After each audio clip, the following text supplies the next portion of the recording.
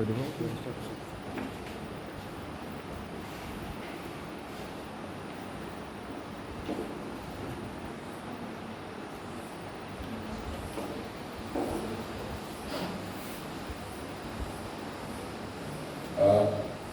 In this session, we will be discussing on information, knowledge, wisdom, with special reference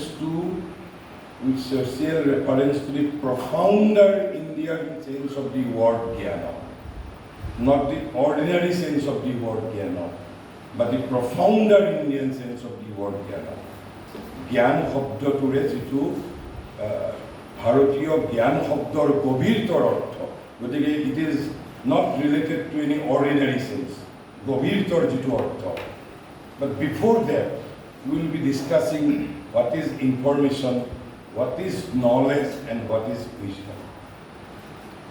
কিন্তু মোক তোমালোকৰ কোনোবাই অলপমান অন্ততঃ আমি পপুলাৰলি এটা কথা কওঁ যে information is not knowledge, but then what is information?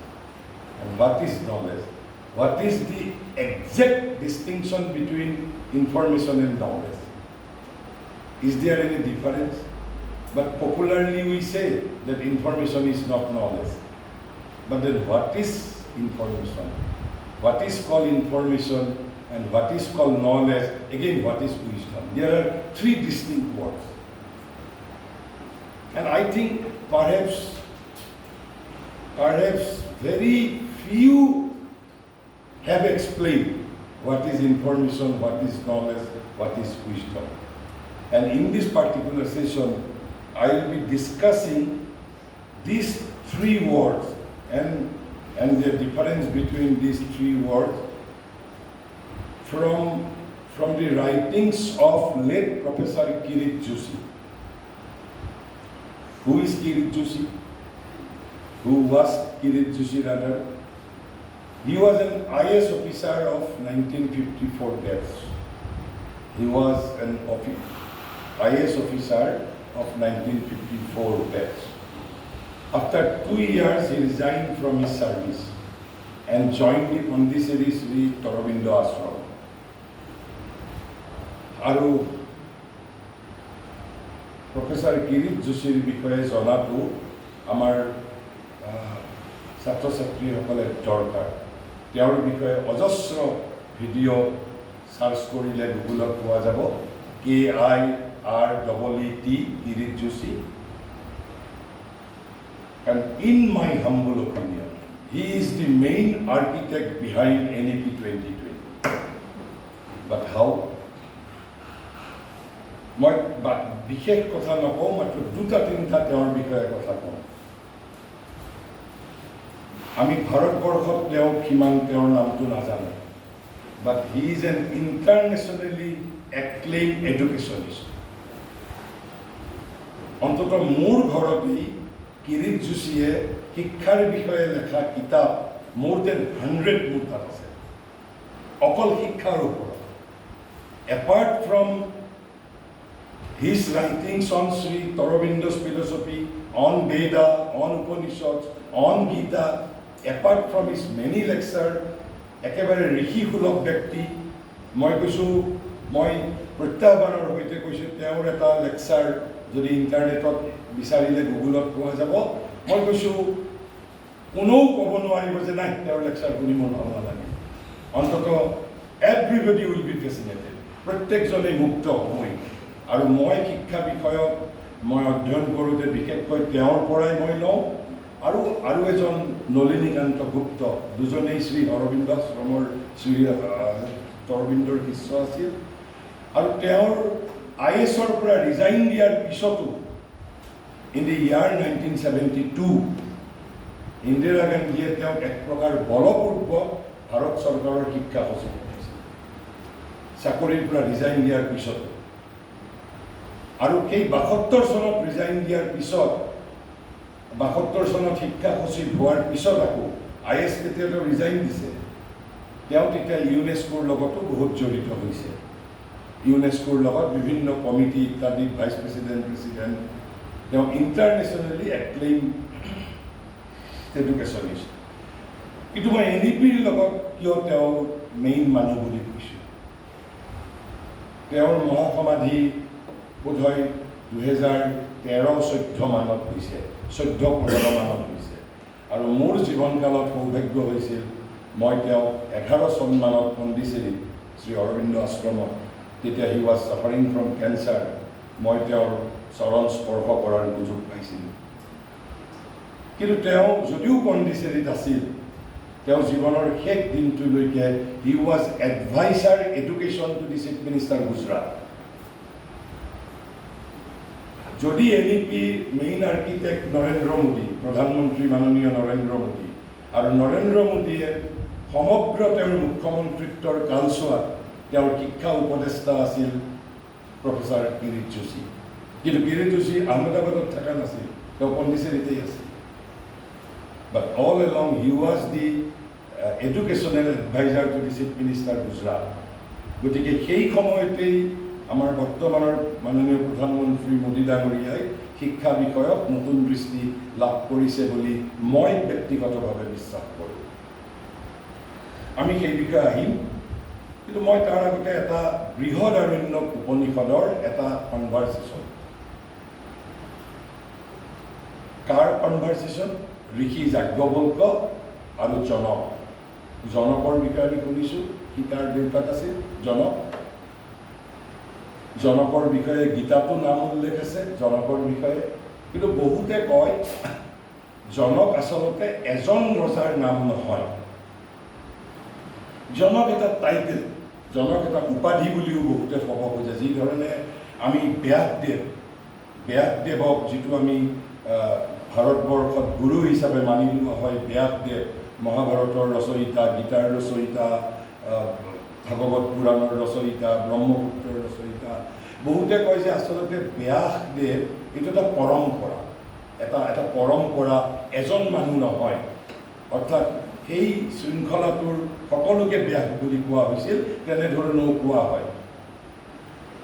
আৰু বৃহদাৰণ্য উপনিষদত মই আগেই কৈছোঁ যে আমাৰ উপনিষদবোৰ তাৰ যিটো শিক্ষা বিজ্ঞানৰ নীতি, সেইটো হ'ল কনভাৰ্চেশ্যন। এজনে এজনক এটা জ্ঞানৰ কথা সোধে আৰু ঋষিসকলে সেই প্ৰশ্নটোৰ উত্তৰ দিয়ে। এবাৰ জনকে সুধিলে যাজ্ঞবল্কক যে ঋষিবৰ, আমি পোহৰ ক'ৰ পৰা পাওঁ? ঋষিয়ে ক'লে যে কিয় আমি সূৰ্যৰ পৰা পোহৰ পাওঁ। বাট জনক ইজ নট ছেটিছফাইড। জনকে কৈছে ৱেল ফাইন, আমি সূৰ্যৰ পৰা পাওঁ সেইটো সঁচা কথা, কিন্তু ৰাতি কাৰ পৰা পাওঁ? কিয়? চন্দ্ৰৰ পৰা পাওঁ। তেতিয়া চন্দ্ৰৰ পৰা পাওঁ, ঠিক আছে, কিন্তু চন্দ্ৰ আৰু সূৰ্য যদি মেঘাবৃত হৈ থাকে তেতিয়া ক'ৰ পৰা পোহৰ পাওঁ? যদি চন্দ্ৰও নাথাকে, সূৰ্যও নাথাকে, তেতিয়া ক'ৰ পৰা পোহৰ পাওঁ? তেতিয়া ঋষিয়ে উত্তৰ দিছে দেন ফ্ৰম ইলেক্ট্ৰিচিটি, বিদ্যুৎ। তেতিয়া বিদ্যুতৰ পৰা। তথাপি জনক সন্তুষ্ট নহয়। জনকে কৈছে যদি সূৰ্যও নাথাকে, চন্দ্ৰও নাথাকে, বিদ্যুতো নাথাকে, তেতিয়া ক'ৰ পৰা পোহৰ পাওঁ? তেতিয়া ঋষিয়ে কৈছে দেন ফ্ৰম স্পীচ, বাণী, স্পীচ। কিয় ক'লে? আপুনি কল্পনা কৰক, এটা অন্ধকাৰ ৰুমত, এটা ৰুম, আপোনাৰ যিটো পঢ়া কোঠা, আপুনি বিশ্ববিদ্যালয়লৈ আহোঁতে কোঠাটোৰ এখন টেবুলৰ ওপৰত এখন কিতাপ ৰাখি থৈ আহিছিল। আৰু সন্ধিয়া 7-8টা বজাত আপুনি পুনৰ কোঠাটোত প্ৰৱেশ কৰিছে, বা আপুনি বা আপোনাৰ কোনোবা ভগ্নী বা ভাতৃয়ে প্ৰৱেশ কৰিছে। কিন্তু at that time there was no electricity. আপুনি কৈছে কিতাপখন আনাৰ কথা কৈছে আপোনাৰ ভাতৃ, কিন্তু ভাতৃয়ে কৈছে মই অন্ধকাৰত কিতাপখন কেনেকৈ বিচাৰি পাম? আপুনি কৈছে নহয়, মোৰ পঢ়া টেবুলৰ একেবাৰে ওপৰত আছে। তাৰমানে আপোনাৰ স্পীচৰ পৰা লাইটটো পালে, পোহৰটো পালে।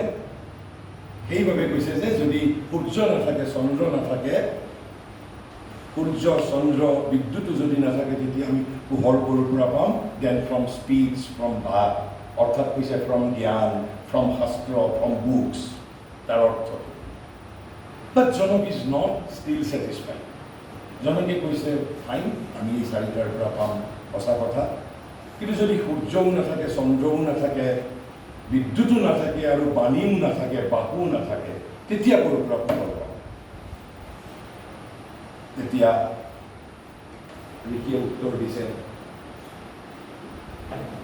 Then from your on চ'ল। কৈছে তেতিয়া তুমি তোমাৰ নিজৰ আত্মাৰ পৰা পোহৰ পাবা।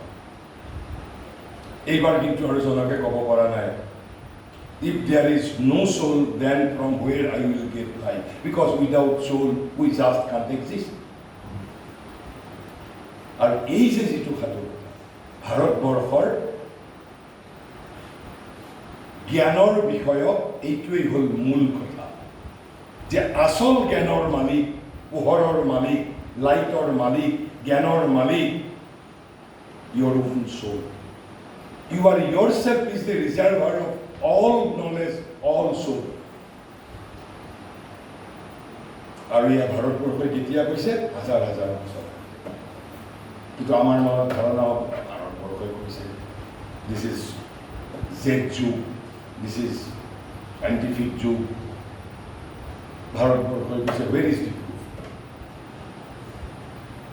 মই তেতিয়াহ'লে আপোনালোকক সেইখনো আপোনালোকে গুগলত চাব পাৰিব। মই বিশ্ববাসীৰ কথা কওঁ, ইউনেস্কোৰ কথা আপোনালোকে শুনিছে। ইউনেস্কোৱে বিগত শতিকাটোত শিক্ষা বিষয়ক 2খন প্ৰতিবেদন এতিয়ালৈ প্ৰকাশ কৰিছে। 3 নম্বৰখন এতিয়ালৈ প্ৰকাশ কৰা নাই। এখন 1972 চনত আৰু এখন 1996 চনত। মই বিতং তথ্য দিবলৈ নাযাওঁ, কেৱল মাত্ৰ আপোনালোকে উইল বি এমেজড। যিটো কথা ভাৰতবৰ্ষই কৈ আছিল ইমান দিন, 10,000 বছৰৰ পৰা, যে knowledge is within, knowledge is within, knowledge is within the soul, soul is my only guide, soul is the supreme guide, soul is the supreme teacher. 1996 চনৰ যিখন প্ৰতিবেদন প্ৰকাশ কৰিছিল, তাত যিজন অধ্যক্ষ আছিল তেওঁৰ নাম আছিল জেক্স ডেলৰ। মই এই প্ৰতিবেদনখনৰ বিষয়ে আৰু কাইলৈ ভাৰতৰ শিক্ষা দৃষ্টিৰ বিষয়ে কওঁতে মই অলপ কম মানে। অকল এই প্ৰতিবেদনখনৰ যিটো শিৰোনাম, জাষ্ট এতিয়াৰ পৰা 29 বছৰ আগত প্ৰকাশ কৰা এখন, 10,000 বছৰ আগৰ নহয়, পাব্লিছড বাই নান আদাৰ দেন ইউনেস্কো। আপোনালোকে এতিয়াও নেটত চাব পাৰিব। তাৰ শিৰোনামটো কি আছিল জানে? কৈছে লাৰ্ণিং দি ট্ৰেজাৰ উইদিন। যিখন শিক্ষা বিষয়ক প্ৰতিবেদন ইউনেস্কোৰ, যিটো ভাৰতবৰ্ষই 10,000 বছৰ আগৰৰ পৰা কৈ আহিছিল যে knowledge is within, knowledge is within, knowledge is within. সৰু ল'ৰাই হওক, ডাঙৰ মানুহেই হওক, সেইবাবে knowledge is not to be acquired. আমি যদি কওঁ acquiring of knowledge, it's a wrong narrative. Knowledge is to be evoked, knowledge is to be manifested from within. So education is not an outside-inside process. Education is an inside-outside process. This is what India believes in. শিক্ষা হ'ল এটা ভিতৰৰ পৰা বাহিৰলৈ অহা প্ৰক্ৰিয়া। ভিতৰত যি জ্ঞান আছে তাক মই বাহিৰত মূৰ্তিমন্ত কৰিব লাগিব, অভিব্যক্ত কৰিব লাগিব, প্ৰকটিত কৰিব লাগিব। সেইবাবে knowledge is to be evoked. Knowledge is not to be acquired from market, from encyclopedia, from textbook, from library. Knowledge is to be evoked. All these encyclopedias, textbook, classroom, lecture, these are support mechanism. These are only support mechanism. Kiyo? Because knowledge is within. সেই বিষয়ে আমি কালি ভাৰতৰ শিক্ষা দৃষ্টি, ভাৰতৰ শিক্ষা বিজ্ঞানৰ অন্তৰালৰ মূল যিটো দৰ্শন, সেই বিষয়ে আমি আৰু অলপ বিতংকে কম। কিন্তু এই মূল কথাটো আমি জানিব লাগিব, যেতিয়া আমি the profounder sense of the Indian word jnana, সেইটো জানিব লাগিলে এই যিটো মই কনভাৰ্চেশ্যন ক'লোঁ, সেই বিষয়ে আমাৰ এটা ধাৰণা থাকিব লাগিব। তেতিয়াহ'লে what is information? Can you give me some idea what is information and what is knowledge? What is to be called knowledge and what is to be called information? But we all claim that information is not knowledge. আৰু মই নাজানো যে কোনোবাই প্ৰজ্ঞা, জ্ঞান আৰু তথ্য এই তিনিটাৰ মাজত কি সম্বন্ধ অথবা এই তিনিটাৰ মাজত কি পাৰ্থক্য কোনোবাই কিৰিট যোশীৰ বা ভাৰতীয়সকলৰ বাহিৰে আন কোনোবাই ব্যাখ্যা কৰিছে বুলি personally I do not know, I am not aware. Kirit যোশীয়ে কৈছে যে it is widely acknowledged that there is distinction between information and knowledge. It is widely acknowledged. We all agree that information is not knowledge. But then what is information? What is knowledge? Kirit Joshi says, for information consists of any article that is presented to your awareness. That is presented to your awareness. কি বুজি পালো? ধৰি লওক আপুনি আপোনাৰ বান্ধৱীৰ সৈতে ফুৰিবলৈ গৈছে। বান্ধৱীয়ে আপোনাক ক'লে এইটো মোৰ বৰদেউতাৰ ঘৰ। Something is being presented to your awareness. This is raw information. তেওঁ কিয় আপোনাক এই তথ্যটো দিলে? কি কনটেক্সটত দিলে? নো কনটেক্সট, নাথিং। ধৰক আপুনি পাহাৰ কোনোদিন দেখি পোৱা নাই, ধৰিলোঁ, কল্পনা কৰক, বা আপোনাৰ কোনোবা এজন শিশু, আপুনি শিশুজনৰ সৈতে ফুৰিবলৈ গৈছে, এখন পাহাৰ দেখা পালে, আপুনি শিশুজনক ক'লে দিছ ইজ এ হিল। শিশুজনে ক'লে হয় নেকি খুৰা? হয়, য়েছ, okay. Is it knowledge? Is it mere information? Because it is something is being presented to your awareness without any context, without reference to anything, nothing. Simple presentation of a fact. Simple presentation of a fact before your awareness. And this is first part of the thing. Second is, and is grasps at such. মোক পাহাৰ বুলি কৈছে, I have not asked any question. হয় নেকি পাহাৰ নেকি? Yes, I have grasped at such. Then it is mere information. It's not knowledge. It's not knowledge. So presentation of any article presented to your awareness. Awareness means to your consciousness. To your consciousness. কারণ কুকুৰৰ কোনো awareness নাথাকে. So animal cannot be provided with information because animal does not possess awareness, does not possess consciousness. So আমি অকল human being আমি information we can acquire when it is presented to my awareness and grasp that source. Then when it will be knowledge, and information can be made a knowledge. But how? Knowledge is also awareness of facts. Like information, knowledge is also awareness of facts. But there is a difference. Awareness of facts in their interrelationship, in their context, in their significance, and in their meanings. যদি কয় যে এইখন পাহাৰ, ধৰক আপুনি ছচিয়লজিৰ এটা team লৈ গৈছে, আপুনি পাহাৰ দেখাইছে কিয়? ধৰি ল'লোঁ আমি কল্পনা কৰি যে এইখন পাহাৰ, এইখন নদী. Why this is river and why this is hill?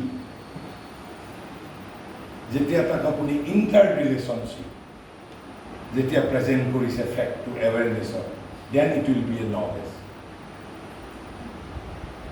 And it will also have to be presented in their context. Why you are showing your student, মই মোৰ ছাত্ৰ ছাত্ৰীক কিয় পাহাৰ আৰু নদী দেখুৱাইছোঁ?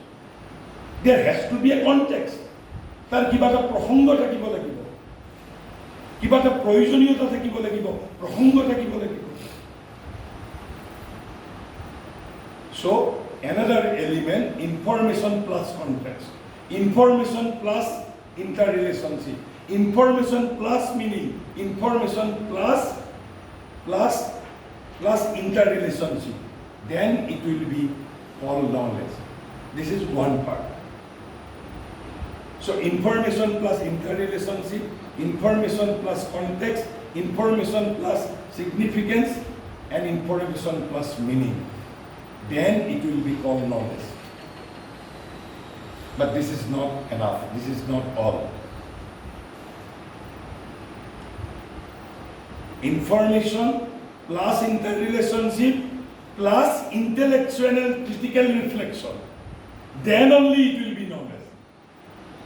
Information plus context plus intellectual and critical reflection. Then it will be knowledge.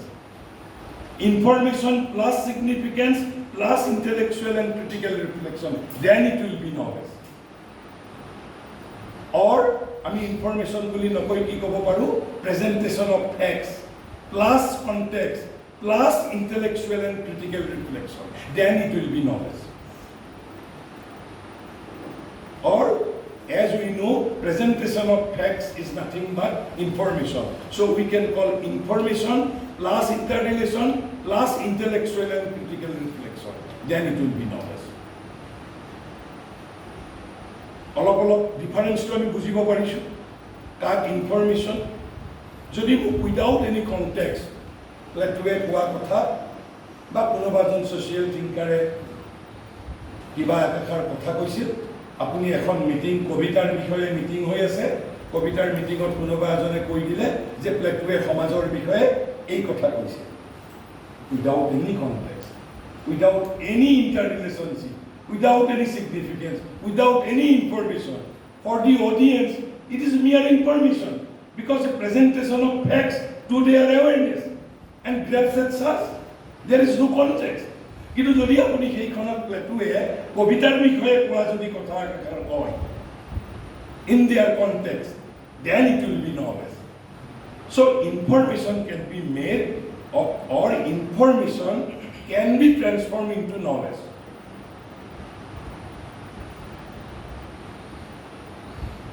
But then it is not the highest meaning of knowledge in Indian sense. Though it is knowledge, and India accepts this kind of knowledge too, but still India declares that this is not her highest meaning of knowledge. Highest meaning of knowledge.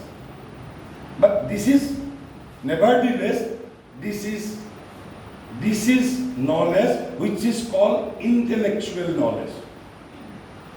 This is what is called intellectual knowledge.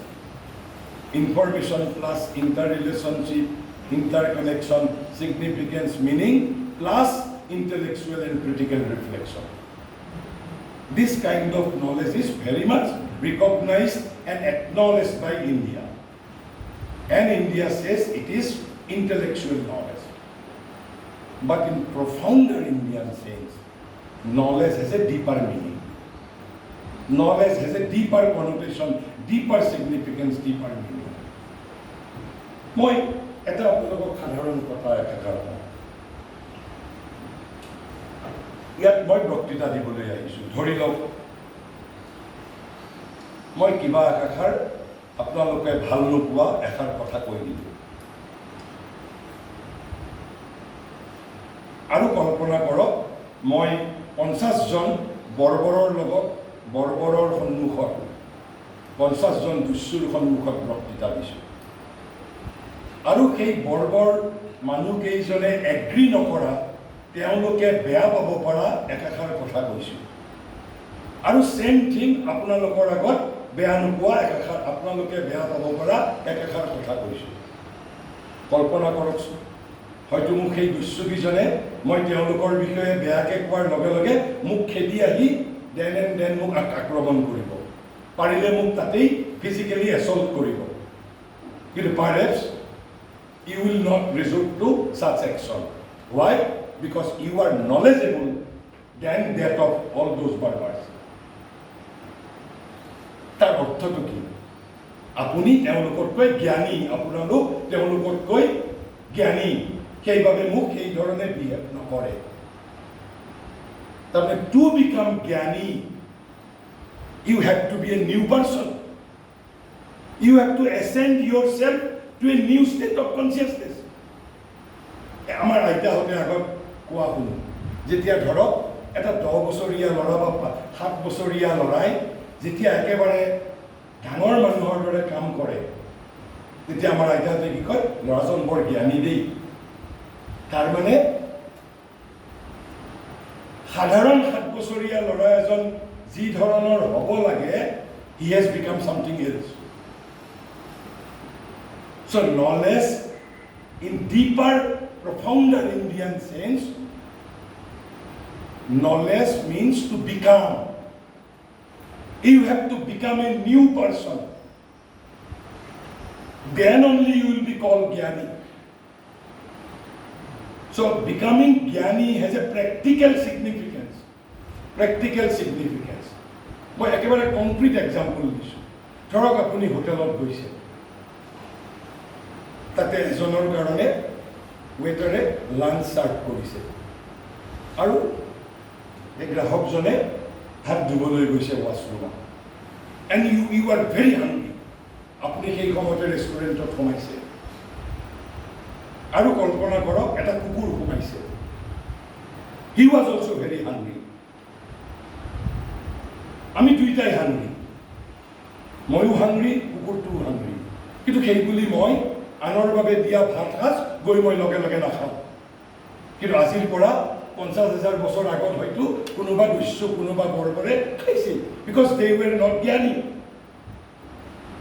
এতিয়া মই নাখাওঁ, কিন্তু কুকুৰটোৱে খাই পেলাব, because he has no awareness, he is not wise, he is not জ্ঞানী, he is not knowledgeable.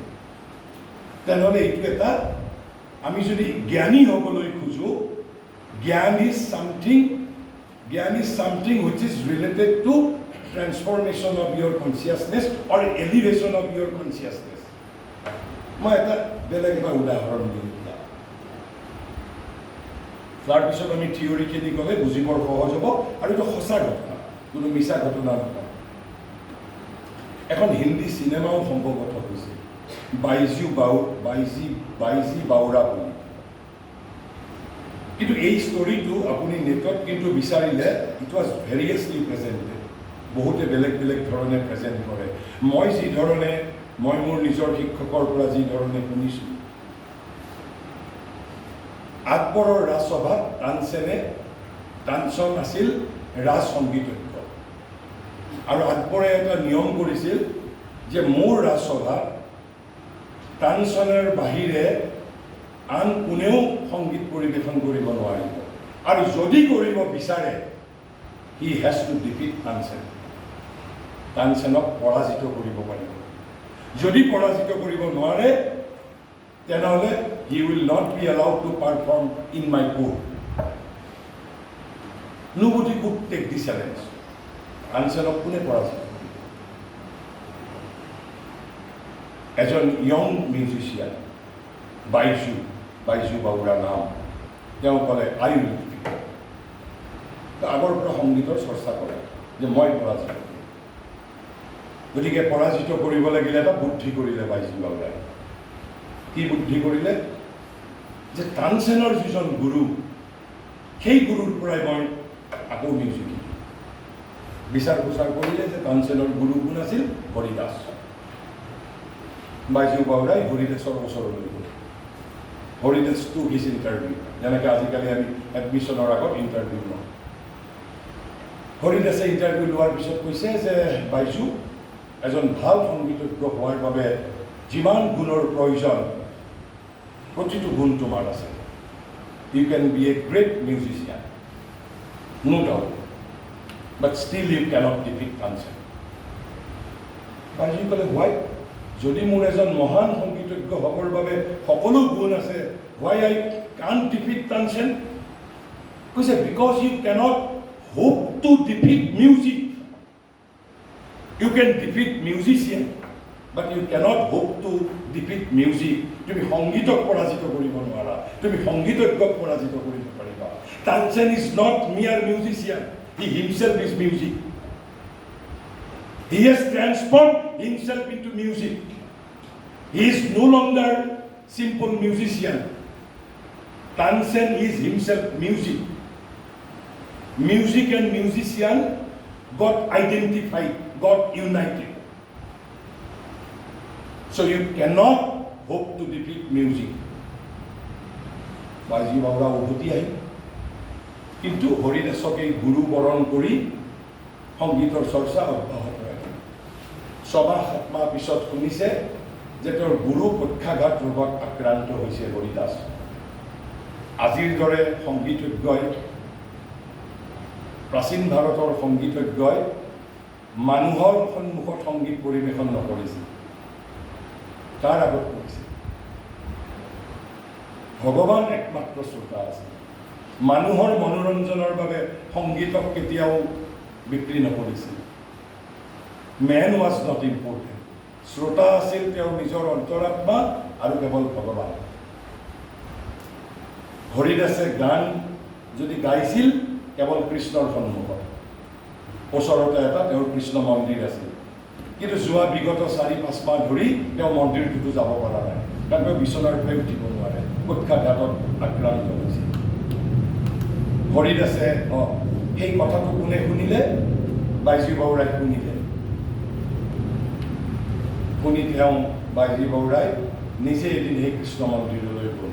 হৰিদাসে নাজানে আৰু একেবাৰে উদাত্ত কণ্ঠেৰে কৃষ্ণৰ সন্মুখত সংগীত পৰিৱেশন কৰিছে। আৰু সেই সংগীতৰ মূৰ্ছনাত জংকাৰত গুৰু হৰিদাস 6 মাহ যি পক্ষাঘাত ৰোগত শয্যাশায়ী হৈ আছে, এই গুৰুদাসে বিচনাৰ পৰা উঠিব পৰা হৈছে।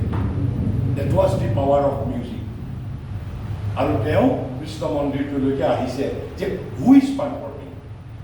কৌতূহলবশতঃ আহি দেখে যে একেবাৰে আপোন পাহৰা হৈ বাইজু ৱাজ পাৰফৰ্মিং। হৰিদাসে ডিষ্টাৰ্ব কৰা নাই, আহি কাষত মনে মনে বহিছে কেৱল মাত্ৰ। একেবাৰে যথা সময়লৈ মিউজিক, তেওঁৰ সংগীত শেষ হোৱালৈকে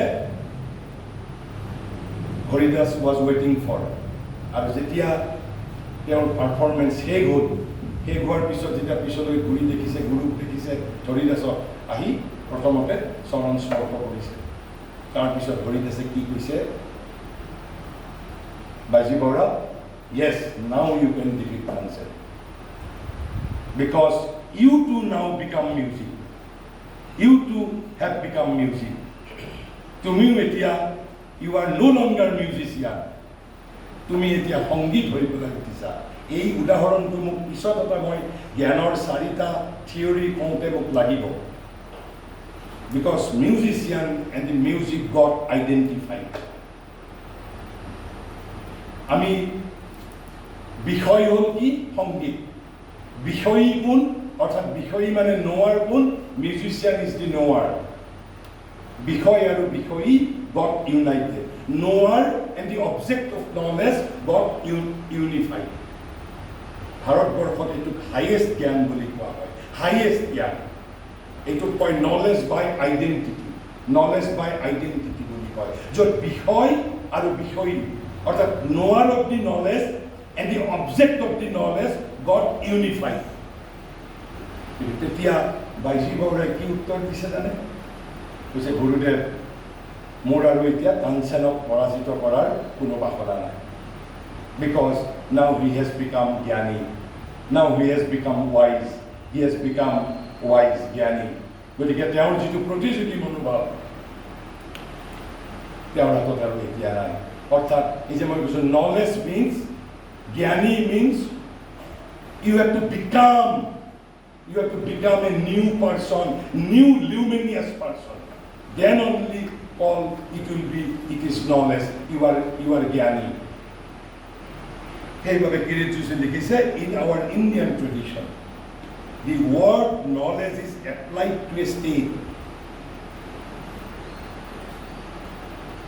Is applied. This is profounder meaning, but the ordinary meaning India accepts. যিটো আমি ইয়াৰ আগত ক'লোঁ, কৈছে যে in our Indian tradition, the word knowledge is applied to a state. State মানে এটা ভূমি, এটা স্থিতি। আৰু এই স্থিতিটো কি? that lies beyond the intellectual activity of the mind. That lies beyond the intellectual activity of the mind. অৰ্থাৎ জ্ঞানৰ সৈতে মানুহৰ বৌদ্ধিকতাৰ কোনো সম্বন্ধ নাই।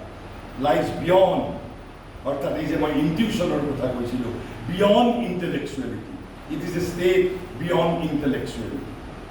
দিছ is the first characteristics of the profounder meaning of the Indian word jnana. Pratham. Second, hey ekekhini kothai lies beyond the intellectual activity of the mind mane ki.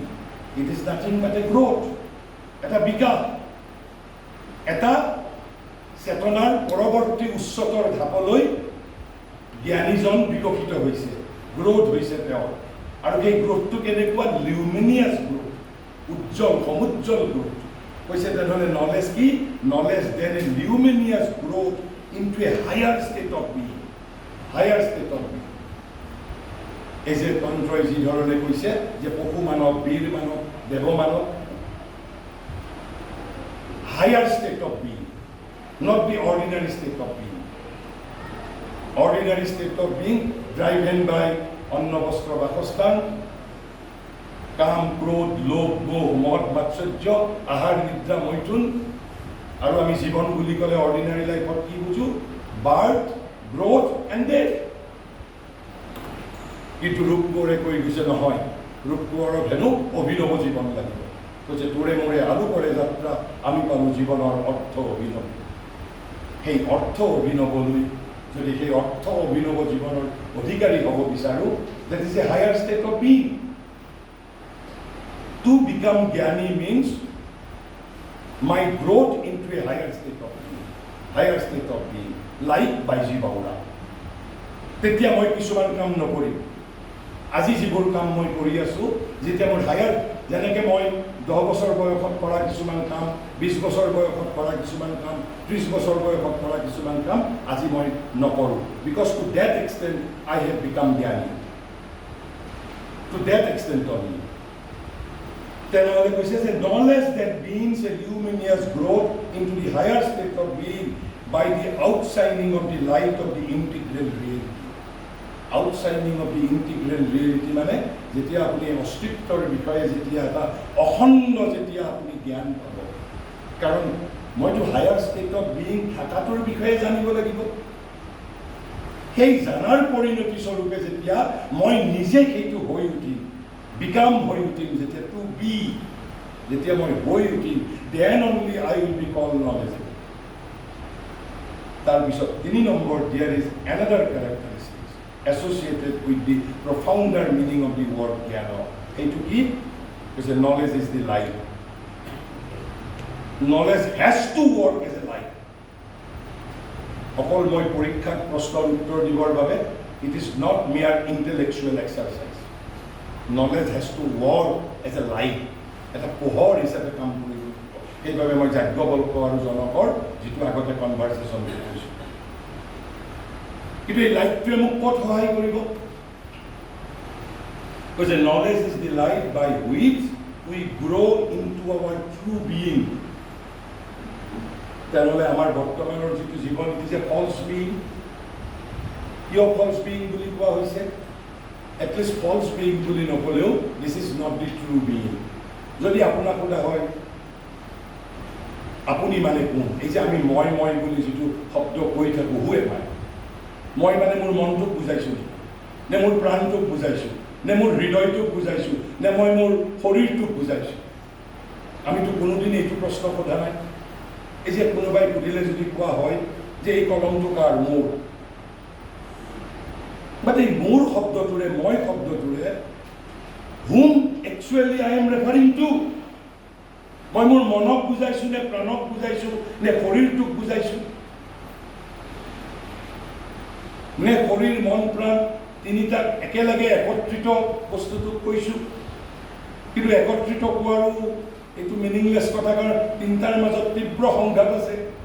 শৰীৰৰ যিটো দাবী, মনে বেলেগ দাবীৰ কথা কয়, প্ৰাণৰ দাবী বেলেগ, হৃদয়ৰ দাবী বেলেগ, প্ৰত্যেকৰে দাবী বেলেগ বেলেগ। Actually, by using the word I, whom actually I am representing? আমাৰতো বহুত পাৰ্ট আছে। I am consisting of many parts. With which particular part I am representing? সেইভাবে কোৱা হৈছে all these outer parts are nothing but instrument. এইবোৰ একো একটা কটাৰী হাতুৰী মনৰ এটা কাম বেলেগ আছে এটা মনৰ কাম এটা বেলেগ প্ৰাণৰ কাম এটা বেলেগ হৃদয়ৰ কাম এটা বেলেগ these are all instrument weapon but the actual being my true being is my own soul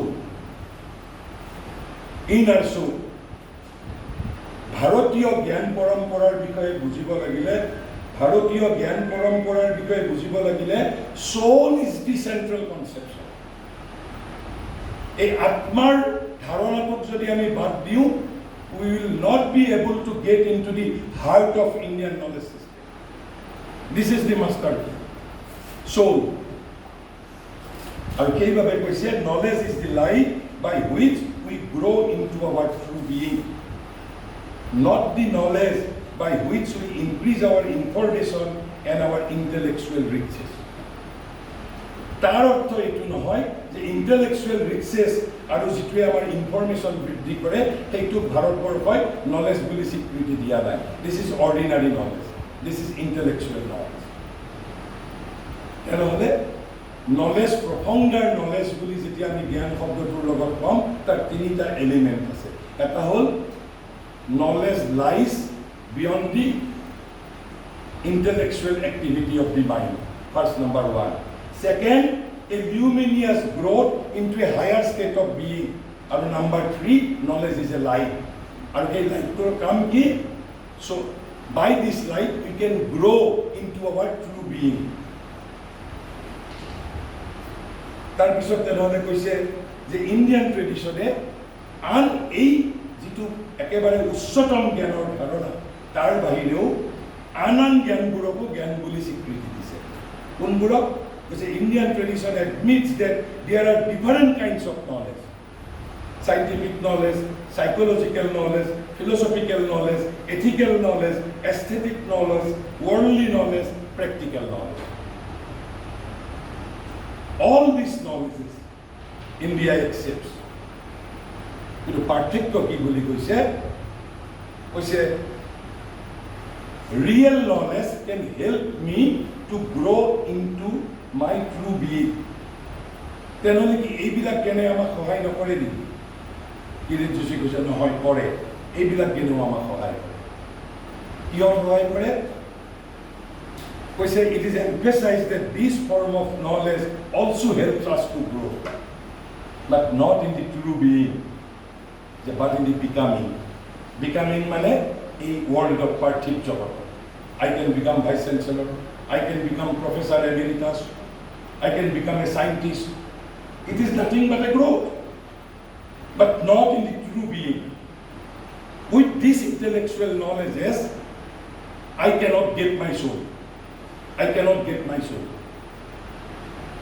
but definitely these intellectual knowledges also help but only in the becoming not in the being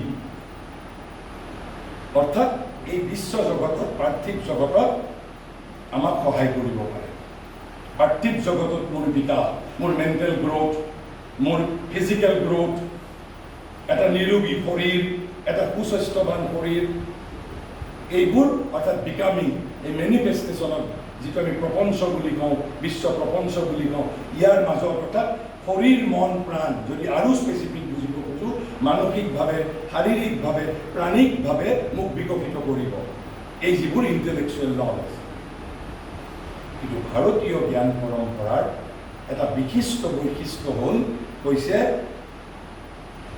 আনকি আমি ভাৰতবৰ্ষত pedagogy আছে শিক্ষা বিজ্ঞান আছে কৈছে worldly knowledge can be aid to real knowledge আনকি এই যিবোৰ psychological knowledge scientific knowledge philosophical knowledge ethical knowledge practical knowledge এই নলেজবোৰকো আমি প্ৰকৃত নলেজৰ সহায়ক হিচাপে ব্যৱহাৰ কৰিব পাৰোঁ তাৰ বাবেও দিয়া হৈছে pedagogy that is important thing যেনেকৈ information can be transformed into intellectual knowledge can also be transformed into real knowledge তাৰ যিটো know how তাৰ যিটো টেকনলজি ইণ্ডিয়া possesses আমি সেইবিলাকৰ বিষয়ে ক'বলৈ নাযাওঁ, কিন্তু মই ইমানখিনি ক'লে যথেষ্ট। সেই জ্ঞানৰ বিদ্যাটো ভাৰতবৰ্ষৰ লগত এতিয়াও হেৰাই যোৱা নাই, যদিও প্ৰায় এইবোৰ স্তীমিত হ'বলৈ আৰম্ভ হৈছে। আৰু সেইবাবেই ইমাৰ্জেঞ্চি হিচাপে Indian knowledge system has been impose on the educated Indians, যাতে এইবোৰৰ আমি পুনৰুদ্ধাৰ এনৰিচমেণ্ট বিকশিত কৰিব পাৰোঁ। কি কৈছে, it is further underline that these forms of knowledge too can be used as aids to real knowledge. But the real knowledge is that which is a secret to the mind. যদিও এই intellectual নলেজবোৰক আমি real নলেজৰ সহায়ক হিচাপে ব্যৱহাৰ কৰিব পাৰোঁ, আচল knowledge মনৰ সামৰ্থ্যৰ বাহিৰত। Mind is not the source of knowledge. Mind is not the source of truth. Mind only seeks truth. মনে কেৱল সত্যৰ অন্বেষণ কৰে, because mind is an instrument. মনে সত্যৰ অন্বেষণ কৰে, কিন্তু মনৰ মাজত সত্যৰ উৎস নহয়। সত্যৰ উৎস কোন? আমাৰ আত্মা। জ্ঞানৰ উৎস কি? আমাৰ আত্মা। পোহৰৰ উৎস কি? আমাৰ আত্মা। আৰু সেইবাবে কৈছে, বাট the real knowledge is that which is a secret to the mind, of which mind only get reflection, but which lives in the spirit. কৈছে কিন্তু মনে তাৰ কিছু ৰিফ্লেকশ্যন পায়। আচল জ্ঞানৰ মনে কিছু ৰিফ্লেকশ্যন পায়। তেনেহ'লে আচল জ্ঞানটো ক'ত আছে? Which lives in the spirit. আত্মাৰ মাজতে বাস কৰে আচল জ্ঞান। তেনেহ'লে what is wisdom? This real knowledge is called wisdom. একেবাৰে ইন চিম্পল লেংগুৱেজ। তেনেহ'লে আমি এতিয়া কি পালোঁ? এটা পালোঁ ইনফৰমেশ্যন, তাৰপিছত intellectual knowledge and real knowledge. This real knowledge is called wisdom. This is the difference between these three things: information, knowledge, and wisdom. Because the real knowledge is called wisdom. তেনেহ'লে তাতো আমাৰ আচল বস্তুটো শেষ হোৱা নাই। ভাৰতবৰ্ষৰ হাতত সেই শিক্ষা বিজ্ঞান আছে, কিৰিট যোশীয়ে দাবী কৰিছে। আৰু কিৰিট যোশীৰ মতে কৈছে, সেই শিক্ষা বিজ্ঞানক যেতিয়ালৈকে আমি আমাৰ প্ৰায়োগিক শ্ৰেণীকোঠাৰ মাজত আমি যেতিয়ালৈকে ব্যৱহাৰ কৰিব নোৱাৰোঁ, তেতিয়ালৈকে NEP is not really national. কৈছে শিক্ষা বিজ্ঞানটোহে আচল কথা, not the subject but the pedagogy. কি পদ্ধতিৰে মই ছাত্ৰ ছাত্ৰীক শিক্ষিত কৰিব বিচাৰিছোঁ, পেডাগজি ইজ মোৰ ইম্পৰ্টেণ্ট। তেওঁ সেইভাবে কৈছে কি, again in India we have pedagogy by means of which learning to know', অৰ্থাৎ mere information, learning to know can be gradually transformed. A learning to know can be gradually transformed into learning to develop intellectual knowledge. So mere information can be developed into intellectual knowledge. And after that, intellectual knowledge can be matured into wisdom. And তাৰ যিটো technology লাগিব, প্ৰযুক্তি লাগিব, কৌশল লাগিব, শিক্ষা বিজ্ঞান লাগিব, সেইটো ভাৰতৰ হাতত আছে।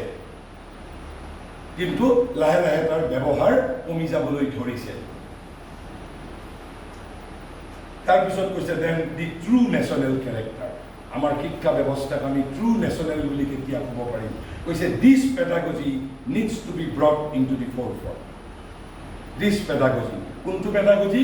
বাই which we can transform information into knowledge and knowledge into wisdom. This pedagogy needs to be brought into the forefront. য'ত এতিয়া অন্তৰালত পৰি আছে, কৰবাত ৰুমৰ মাজত, ধূলিমাকতিৰ মাজত, তাক আমি সন্মুখত অনাটো প্ৰয়োজন। আৰু আনি কি কৰিব লাগিব? কৈছে needs to be applied in our dealings with students, in our dealings with subjects of studies. কৈছে আমি যেতিয়া বিষয়বস্তু শিকিম, যেতিয়া ছাত্ৰৰ সৈতে আমি সম্বন্ধ কৰিম, তেতিয়া this pedagogy needs to be applied.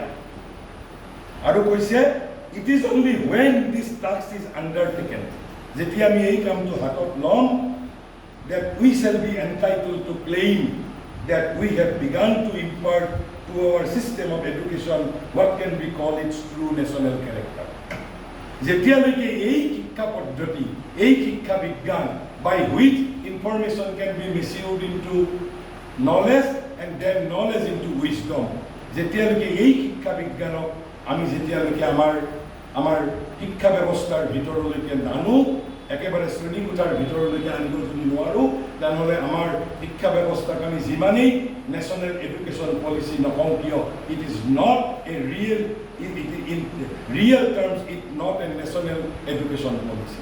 Because still the pedagogy we are applying is Western pedagogy. And what is Western pedagogy? Lecture, workshop, seminar, etc. etc. মই কাইলৈ কম যেতিয়া ইণ্ডিয়ান পেডাগজিৰ যিবিলাক বেছিক এলিমেণ্ট আছে, নহ'লে মই কেৱল মাত্ৰ এতিয়া আপোনালোকক এটা প্ৰশ্ন কৰিছোঁ, আপোনালোকক শিক্ষকসকলে পঢ়ায়, ক্লাছৰুমত বক্তৃতা দিয়ে, ইয়াতে আপোনালোকে আই এম 100% চিয়'ৰ প্ৰত্যেকজনে সমানে মোৰ কথা ভালো পোৱা নাই, মোৰ কথাৰ প্ৰতি মনোযোগো দিয়া নাই, and it is quiet natural. কাৰণ আমাৰ শিক্ষা ব্যৱস্থা কোনোবাই 90 পাইছে, কোনোবাই 80 পাইছে, কোনোবাই 30 পাইছে। হোৱাট যদি এজন শিক্ষকৰে শ্ৰেণীকোঠাত যদি সোধা যায় শিক্ষকজনক যে 90 পোৱাজনৰ বাবে কৃতিত্বকাৰ, হয়তো শিক্ষকজনে ক'ব ইট ইজ মাই ক্ৰেডিট, তেনেহ'লে 30 পোৱাজনৰ বাবে দায়িত্ব কোনে? 30 পোৱাজনৰ দায়িত্ব তেওঁৰ পিতৃ মাতৃৰ নেকি? আমাক সেই প্ৰশ্নৰ উত্তৰ আধুনিক শিক্ষা বিজ্ঞানে দিব লাগিব।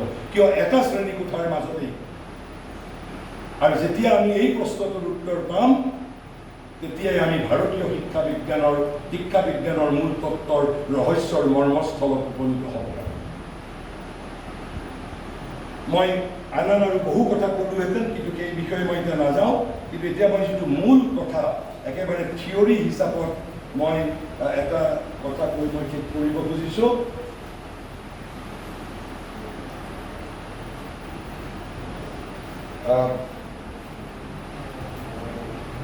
সেই কথাটো হ'ল, আমি যিমান পৃথিৱীত নলেজৰ বিষয়ে কথা কৈছোঁ, আণ্ডাৰ দি স্কাই যিমান জ্ঞান আছে, that can be divided into 4 types. That can be divided into 4 types, not into 5 types. কৈছে প্ৰত্যেক যিমানেই আমাৰ জ্ঞান আছে, সেই জ্ঞানবোৰক আমি কৈছে কি আমি 4টা ভাগত আমি ভাগ কৰিব পাৰোঁ, 4টা ভাগত ভাগ কৰিব পাৰোঁ, 4টা ভাগত ভাগ কৰিব পাৰোঁ। আমি সেই বিষয়ে অলপমান আলোচনা কৰি লওঁ।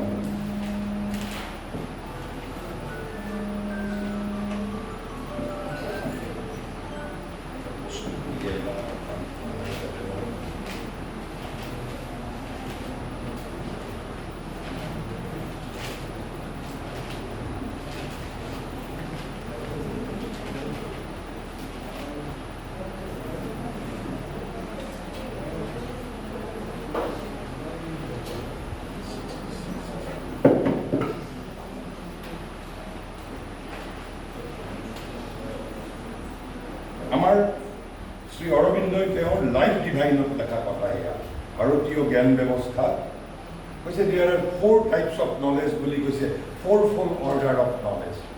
এই আপোনালোকে যি পঢ়া শুনা কৰি আছে বা পৃথিৱীৰ যিমান জ্ঞান আছে, it can be divided into 4 types. 4 categories.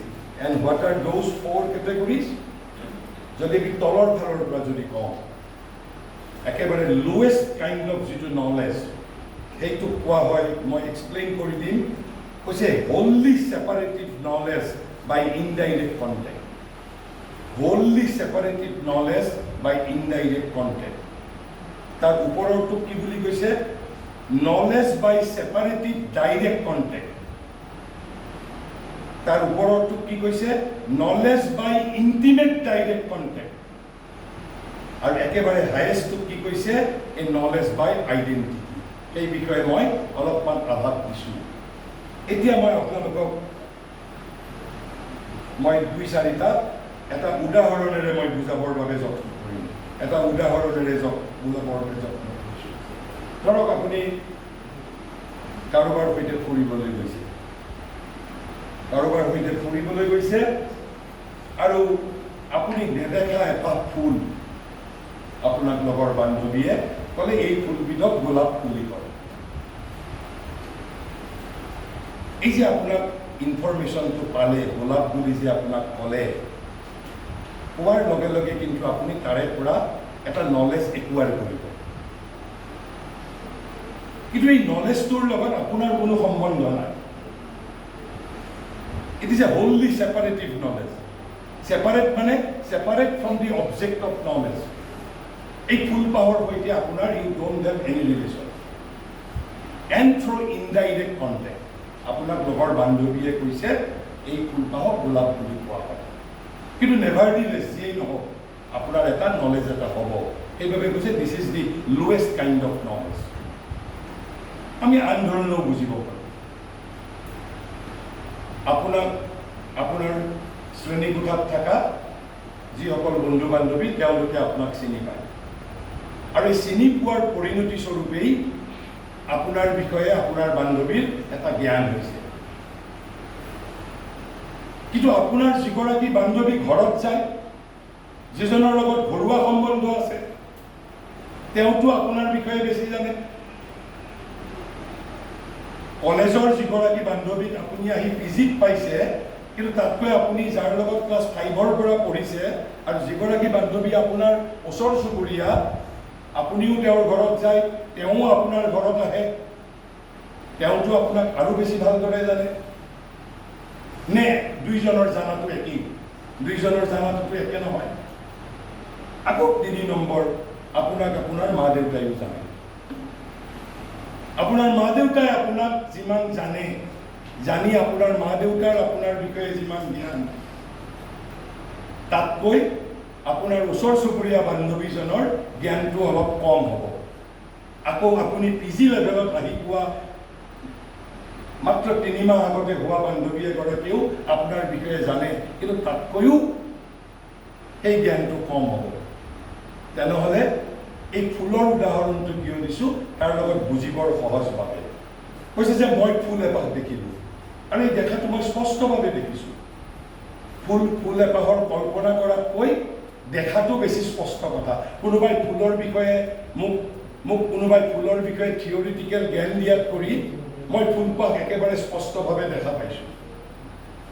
এই জ্ঞানটোকেই কৈছে কি separative knowledge, wholly separative knowledge and indirect contact. আপোনাৰ ফুলপাহৰ লগত কোনো প্ৰত্যক্ষ সম্বন্ধ নাই।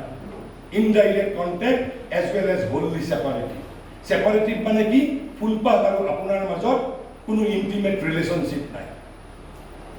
কিন্তু এই একেই ফুল, একেই গোলাপ ফুল এজন কবিয়ে দেখা পাইছে, বিখ্যাত কবি।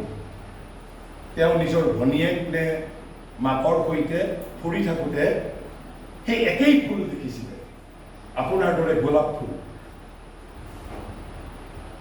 বিখ্যাত কবি, আপোনালোকে নাম শুনিছে প্ৰত্যেকে, ৱৰ্ডছৱৰ্থ। তেওঁ কিন্তু ফুলপাহ দেখি লগে লগে এটা ৰজৰ ওপৰত কবিতাই লিখি পেলালে।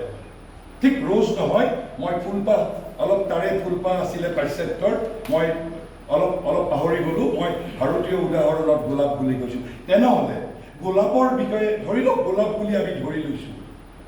যিজন কবিয়ে গোলাপ পাহ দেখাৰ লগে লগে গোলাপৰ ওপৰত এটা কবিতা লিখিছে, তেওঁৰ গোলাপৰ সৈতে কণ্টেক্ট আৰু আপোনাৰ যিটো গোলাপৰ সৈতে কণ্টেক্ট কেনট বি চিমিলাৰ। কিন্তু দুয়োজনৰে গোলাপৰ বিষয়ে জ্ঞান হৈছে। তেনেহ'লে কি যে মই ফুল এপাহ দেখিলোঁ, এই দেখা অতি স্পষ্ট। ফুলপাহৰ কল্পনা কৰাতকৈও অধিক স্পষ্ট। ফুলপাহ মোৰ বাবে এবিধ বস্তু, এই চেতনা বস্তু চেতনা, অবজেক্টিভ কনচিয়াছনেছ। কিন্তু মোৰ আত্মচেতনাৰ বহিৰংগত বিৰাজমান এই চেতনা, মোৰ অন্তৰৰ লগত কোনো সম্বন্ধ নাই। মোৰ অন্তৰৰ লগত গোলাপ ফুলপাহৰ কোনো সম্বন্ধ নাই। কিন্তু তথাপিতো ইন্দ্ৰিয়ৰ জৰিয়তে ফুলপাহ মোৰ ওচৰলৈ আহিলেও মোৰ হৈ যোৱা নাই। মই ফুলপাহৰ প্ৰেমত পৰা নাই, কিন্তু নিশ্চিতভাৱে মোৰ ফুলপাহৰ বিষয়ে মোৰ এটা জ্ঞান হ'ব। কিন্তু ধৰি লোৱা যাওক, ফুলপাহ মোৰ খুব ভাল লাগিছে। ৱৰ্ডছৱৰ্থৰ এই ডেফোডিল এতিয়া মনত পৰিছে। ৱৰ্ডছৱৰ্থে যেতিয়া ডেফোডিল দেখা পালে, এদিন কোনোবাই ডেফোডিল ফুলপাহ তেওঁক দেখালে, তেওঁ ইমান ডেফোডিল তেওঁৰ অন্তৰংগ হৈ গ'ল, ইমান ভাৱত বিভোৰ হৈ গ'ল, তেওঁ ৰক চেতনাৰ অংগীভূত হৈ গ'ল, আহি তেওঁ ডেফোডিলৰ ওপৰত এটা কবিতাই লিখি পেলালে। তেনেহ'লে তেওঁৰ ডেফোডিলৰ বিষয়ে জ্ঞান আৰু আপোনাক বান্ধৱীয়ে ডেফোডিল দেখাই দিওঁতে জ্ঞান, দুটা জ্ঞানৰ মাজত পাৰ্থক্য আছে, দুটা জ্ঞানৰ মাজত পাৰ্থক্য আছে। আৰু তাৰপিছত কৈছে, কিন্তু এতিয়াও কিন্তু ফুলপাহৰ বিষয়ে জ্ঞান হ'ব, আপোনাৰো জ্ঞান হৈছে, ৱৰ্ডছৱৰ্থৰো জ্ঞান হৈছে, কিন্তু ফুলপাহ তেতিয়া আৰু মোৰ বহিৰংগত নাই। কাৰণ ফুলপাহক লৈ যেতিয়া মই কবিতা লিখিছোঁ, it is part of my inner being, inner being. স্মৃতি আৰু কল্পনাৰ সংবেগত মোৰ মাজত ফুলপাহ এতিয়া মোৰ ভাৱৰ ফুলৰূপে প্ৰস্ফুটিত হৈছে। এয়া আৰু মোৰ কেৱল ইন্দ্ৰিয় চেতনাৰ ফুল হৈ থকা নাই, মোৰ বাবে কিন্তু মোৰ ভাৱৰ ফুল হৈ উঠিছে, ভাৱৰ ফুল হৈ উঠিছে। যেন এইবাৰ ফুলপাহৰ সৈতে মোৰ ব্যৱধান অলপ দূৰ হৈ গ'ল বুলি ক'ব পাৰোঁ। সেয়ে এই জ্ঞান এতিয়া অপৰোক্ষ, ডাইৰেক্ট নলেজ, ডাইৰেক্ট কণ্টেক্ট। কিন্তু প্ৰথমটো আপোনাৰ আছিলে ইনডাইৰেক্ট কণ্টেক্ট। কিন্তু ডেফোডিল ৱৰ্ডছৱৰ্থৰ বাবে ডাইৰেক্ট কণ্টেক্ট। কিন্তু আপুনি যেতিয়া ডেফোডিলটো দেখিছে, it is indirect contact, like your PG friend, indirect contact. আপুনি ইনডাইৰেক্ট কিয় কৈছে? অনলি থ্ৰু ইয়ৰ চেন্সেছ আপুনি ফুলপাহ দেখিছে, থ্ৰু চেন্সেছ আপুনি ফুলপাহ চকুৰে দেখিছে, এটা জ্ঞান হৈছে, কিন্তু আপোনাৰ নিজৰ অন্তৰংগ হৈ যোৱা নাই। কিন্তু ডেফোডিল ৱৰ্ডছৱৰ্থৰ কাৰণে কিন্তু অন্তৰংগ হৈ গৈছিল, তেওঁৰ ভাৱৰ অংগ হৈ গৈছিল। কিন্তু কৈছে তথাপি কিন্তু এই জ্ঞান এতিয়াও বহিৰংগ, প্ৰত্যক্ষ, ডাইৰেক্ট, কিন্তু বহিৰংগ। সেইবাবে প্ৰথমটোক আমি কি বুলি কৈছিলোঁ? তলৰ ফালৰ পৰা হোললি ছেপাৰেটিভ নলেজ, অৰ্থাৎ মই ফুলপাহ দেখাটো wholly separative from my being, and also' it is through indirect contact. তেনেহ'লে থাৰ্ড কেটেগৰীৰ নলেজটোৰ ডিফাৰেঞ্চ কি? It is direct contact, still separative. পাৰ্থক্য ইমানেই, ৱৰ্ডছৱৰ্থৰ ক্ষেত্ৰত ডাইৰেক্ট কণ্টেক্ট, মোৰ ক্ষেত্ৰত ইনডাইৰেক্ট কণ্টেক্ট, দুইটাৰ ক্ষেত্ৰতেই ছেপাৰেটিভ অৰ্থ হ'ল ফুলপাহ আৰু মই, লাইক বাইজু বাউৰা অৰ তানসেন, মিউজিক আৰু মিউজিচিয়ান এতিয়াও ইউনাইটেড হৈ যোৱা নাই। তেনেহ'লে তাৰপিছত কৈছে যে থাৰ্ড অৰ্ডাৰটো, এতিয়া তৃতীয় যিটো কেটেগৰী, তৃতীয়টো কি বুলি কৈছে? Intimate direct contact. ইণ্টিমেট মানে it is no' longer separative, it is part of my being. প্ৰথমতে আছিল পাৰ্ট অফ মাই আইডিয়া, মোৰ ভাৱৰ অংগ। কিন্তু তৃতীয় কেটেগৰীটোক কৈছে কি? Intimate direct contact. কিন্তু এইটো আমি বুজাবৰ বাবে আমি এটা বেলেগ উদাহৰণ ল'ব লাগিব। বেলেগ উদাহৰণ কি? কৈছে সেই বেলেগ আইডিয়াটো কি হ'ব? ধৰি ল'লোঁ মই কোনোবা এজনক ভাল পাওঁ, তেওঁ মোৰ সন্মুখত, তেওঁক মই দেখিবলৈ পাইছোঁ। এই দেখা পোৱাৰ সৈতে ৰস বিজড়িতভাৱেই ফুলপাহক দেখাৰ দৰে ইও অন্তৰৰ অভিমুখে ক্ৰমশ জ্ঞানৰ তিনিটা স্তৰ অতিক্ৰম কৰিব। কাৰণ আপোনাৰ ক্ষেত্ৰতো ভাল পোৱা বিভিন্ন স্তৰৰ আছে, প্ৰত্যেককে আপুনি সমান পৰিমাণে ভাল নাপায়। কৈছে কেৱল চকুৰে প্ৰিয় তথা আপোনজনক দেখা পোৱাটো পৰোক্ষ, ইনডাইৰেক্ট, কেৱল চকুৰে দেখা পাইছোঁ। কিন্তু এই দেখা পোৱাৰ মাজতেই যেতিয়া ভাৱৰ চকুৰে দেখা পোৱাটো হয়, যেতিয়া মই ভাৱৰ চকুৰে দেখা পাওঁ, অৰ্থাৎ দূৰত থাকিলেও মই দেখা পাওঁ, যিটো মাতৃয়ে পুতেকৰ ক্ষেত্ৰত দেখা পায়। পুতেকে মাতৃক দেখা নাপাব পাৰে তেনেকে, কিন্তু মাতৃয়ে সন্তানক দেখা পায় ভাৱৰ চকুৰে। তেতিয়া এইটো ডাইৰেক্ট কণ্টেক্ট, বাট ষ্টিল ছেপাৰেটিভ। কৈছে ভাৱ যেতিয়া অধিক গভীৰ হৈ অন্তৰত ৰসৰ সমুদ্ৰ উতলি উঠে, যেতিয়া কৈছে যে আপোনজনক দেখাৰ লগে লগে যেতিয়া আনন্দ পাওঁ, তেতিয়া it becomes intimate direct contact. তেতিয়াও সেই মানুহজনৰ বিষয়ে মোৰ এটা জ্ঞান হ'ব। এই তিনিটা পৰ্যায়তে জ্ঞানটো ভিন ভিন ধৰণৰ হ'ব। আৰু চতুৰ্থটো কেতিয়া হ'ব? যেতিয়া একেবাৰে প্ৰেমিক প্ৰেমিকা গট আইডেণ্টিফাইড, যেতিয়া music and musician got identified. আৰু সেইটোকেই হাইয়েষ্ট নলেজটো কি কৈছে? Knowledge by identity. আইডেণ্টিটি মানে knowledge by unity, knowledge by unification. Unification of what? Unification of the object of knowledge and the knower. Knower কোন?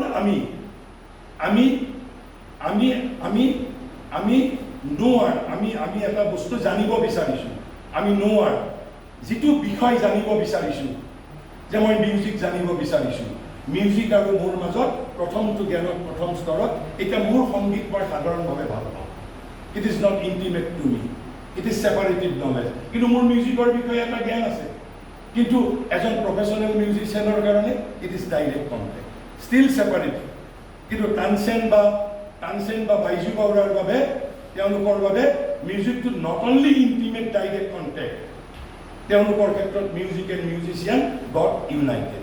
এই যিটো 4 ধৰণৰ জ্ঞানৰ স্তৰ আছে, যদি আমি ওপৰৰ পৰা কওঁ তেনেহ'লে নলেজ বাই আইডেণ্টিটি, আপোনালোকে উদাহৰণটো মনত ৰাখিব পাৰে তানসেন আৰু বাইজু বাউৰাৰ ক্ষেত্ৰত, যিটো মীৰাবাইৰ হৈছিল, যেতিয়া মীৰাবাই একেবাৰে ঘৰ সংসাৰ বাদ দি কৃষ্ণৰ কাৰণে ওলাই আহিছে, Meera got united with Shrikrishna, কিন্তু এইটো এদিনতে সম্ভৱ নহয়।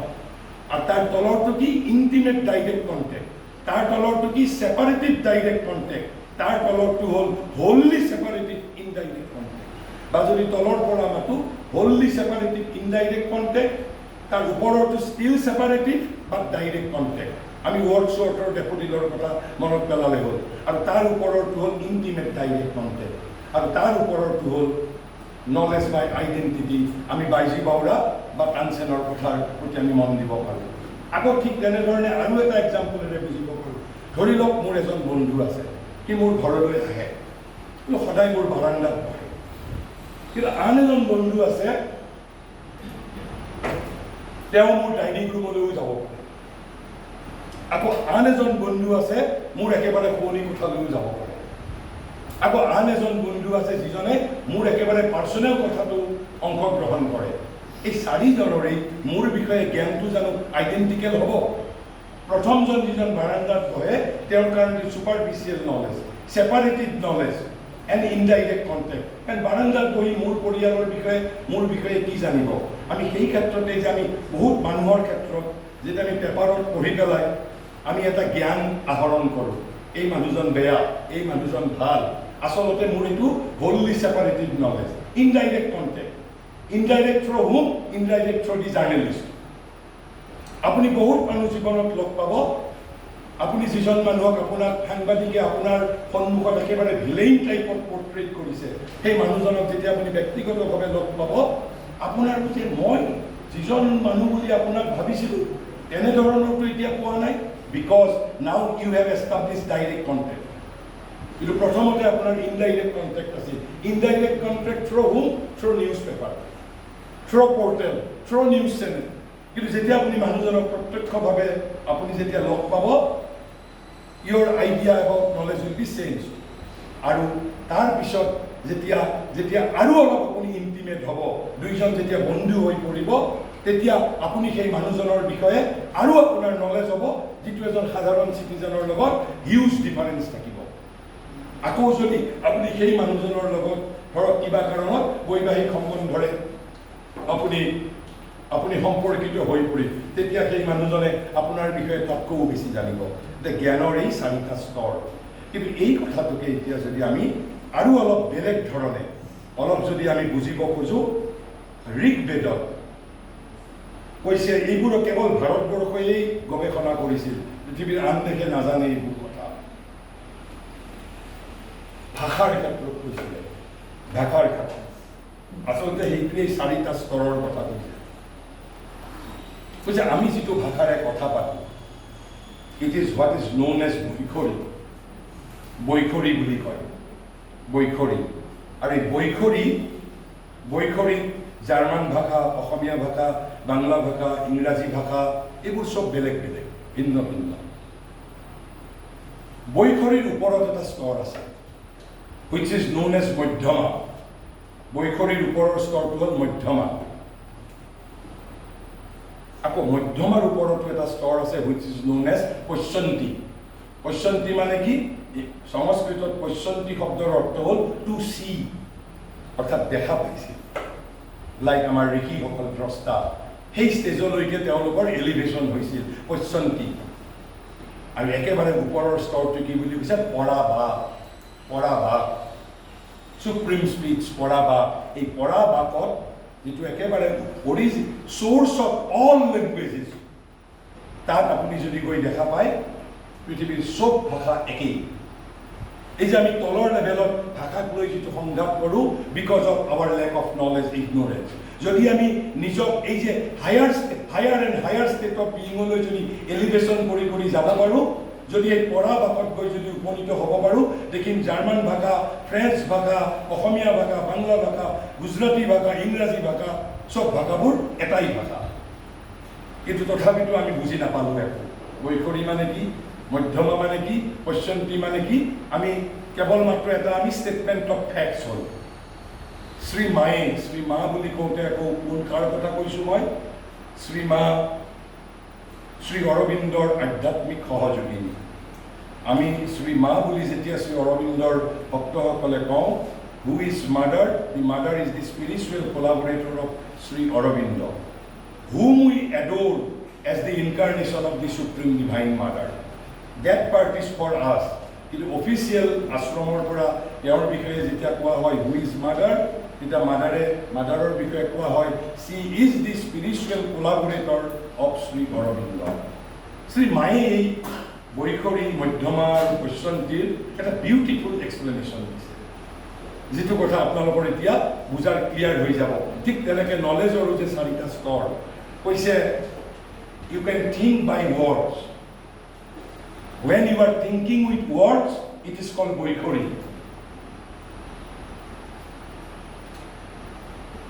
But when you are thinking with your ideas, then it is called Madhyama, like Wordsworth. He was thinking about daffodil with his idea. It is perfectly possible to think with ideas. And Pashyanti hol to think with experience.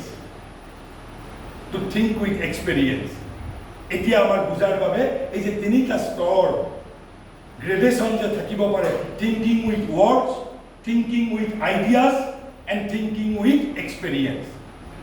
Thinking with words is বৈখৰী, or apuni kobo pare wholly separated knowledge by indirect contact. Thinking with ideas is the separative but direct contact. And thinking with experience is the intimate direct contact. And experience, now you are experiencing what you are learning, you are experiencing. আৰু একেবাৰে যিটো knowledge by identity, when you will be reaching the পৰা ভাগ, আৰু পৰা ভাগত হৈ যোৱাৰ লগে লগে মই যিটো ক'লো পৃথিৱীৰ সকলো ভাষা will be got united. With this, allow me to put here. If you want to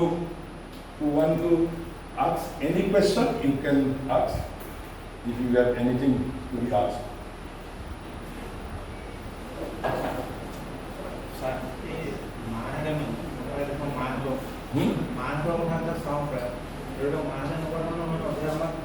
মই বহি আছোঁ দেখি গম পাই যায় কিবা এটা হৈ আছে, তো মানে সেইটো বেলেগেতো নোৱাৰে নাই, যিমান হাঁহি থাকিলেও মানুহৰ মুখত যেতিয়া যাওঁ কি হৈ আছে হৈ আছে, এই বস্তুটো যে কৰিব নোৱাৰে এক্সপেৰিয়েঞ্চটো নহয়।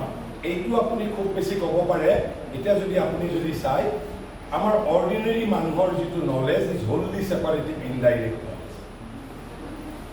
ছেপাৰেটিভ বা ডাইৰেক্ট নলেজ কাৰ আছে জানেনে? যিসকল কবি, শিল্পী, সাহিত্যিক, তেওঁলোকে ভাৱৰ দুনিয়াত থাকে, তেওঁলোকৰ বাবে জানাটো part of their ideas, their their ভাৱ। আৰু যিটো পশ্যন্তি ষ্টেজ, যিটো thinking with experience, it is the stage of the rishis. আৰু সকলো ঋষিয়েই কিন্তু নলেজ বাই আইডেণ্টিটি লেভেললৈ যাব নোৱাৰে, গতিকে তাৰ ভিতৰত কিছুমানে গট আইডেণ্টিফাইড। এতিয়া আপুনি মই ক'লোঁ যে তানসেন বা বাইজী বাউৰা, আমি কেতিয়াবা কওঁনে নকওঁ ইয়াৰ কাৰণে সংগীতটোৱেই জীৱন, কিন্তু পৃথিৱীত বহুত সংগীতজ্ঞ আছে, কিন্তু যেতিয়া you will be got merge, তেতিয়া আপুনি সংগীত, আজি তানসেন আৰু বাইজী বাউৰাৰ সংগীতৰ বিষয়ে যিটো জ্ঞান আছে, সেই জ্ঞান এজন প্ৰফেশ্যনেল ছিংগাৰে দাবী কৰিব নোৱাৰে, কাৰণ ষ্টিল প্ৰফেশ্যনেল ছিংগাৰৰ কাৰণে তেওঁ ডেফিনেটলি মোতকৈ বেছি জানিব, তেওঁক আপুনি ছেকেণ্ড ষ্টেজটো বুলি ক'ব পাৰিব। কিন্তু ভূপেন হাজৰিকাৰ কাৰণে আপুনি ক'ব পাৰে এই পশ্যন্তি ষ্টেজ, বা ইভিন গড ইউনাইটেড বুলিও ক'ব পাৰে বা লতা মংগেশকাৰৰ ক্ষেত্ৰত যে তেওঁলোকৰ বাবে মিউজিক আৰু মিউজিচিয়ান অৰ্থাৎ Lata Mangeshkar and music got united নহ'লেতো সাধাৰণ এজন সংগীতজ্ঞৰ লগত পাৰ্থক্যই নাথাকিব so' these are the four stage গতিকে আমাৰ অল যিবিলাক ফিলচফিকেল নলেজ যিবিলাক আমাৰ দৰ্শন ফিলচফি এইবোৰ আপুনি থাৰ্ড ষ্টেজৰ বুলি ক'ব পাৰে এই যে ইণ্ডাক্টিভ মেথড ডিডাক্টিভ মেথড যিয়েই নকওক কিয় এই চাৰিটাই জ্ঞানৰ স্তৰ পৃথিৱীত যিমান জ্ঞান আছে এতিয়া আপুনি বিজ্ঞানীসকলৰ জ্ঞানটো আপুনি থাৰ্ড ষ্টেজৰ জ্ঞান বুলি ক'ব পাৰে কিন্তু যিজন বিজ্ঞানী একেবাৰে তেওঁ লেবৰেটৰীত যাব নোৱাৰিলে তেওঁ শুব নোৱাৰে তেওঁৰ কাৰণে আপুনি নলেজ বাই আইডেণ্টিটি বুলি ক'ব পাৰিব অৰ্থাৎ দুটা বস্তুৰ মাজত ইউনিফিকেশ্যন হৈ যাব লাগিব আৰু কোনোবাই সুধিব কিবা থেংক ইউ তেতিয়াহ'লে